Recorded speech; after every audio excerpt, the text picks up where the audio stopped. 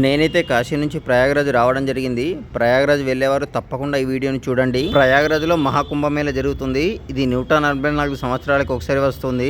నేను వచ్చిన ఆర్టీసీ బస్ని అయితే 10 కిలోమీటర్ల అవతలే ఆపేశారు. కానీ టెన్షన్ పడాల్సిన అవసరం లేదు. ప్రైవేట్ వెహికల్స్ కానీ ఆటోలు కానీ అందుబాటులో ఉంటాయి. ఈ ప్రయాగరాజ్కి వీకెండ్స్లో స్పెషల్ డేస్లో అవాయిడ్ చేయడమే బెటర్. చాలా రద్దీగా ఉంటుంది. మిగతా రోజుల్లో కాస్త కంఫర్ట్గా ఉంటుంది. నేను ఇక్కడ గురువారం చేరుకున్నాను. ఆ రోజు కాస్త తక్కువే ఉన్నారు.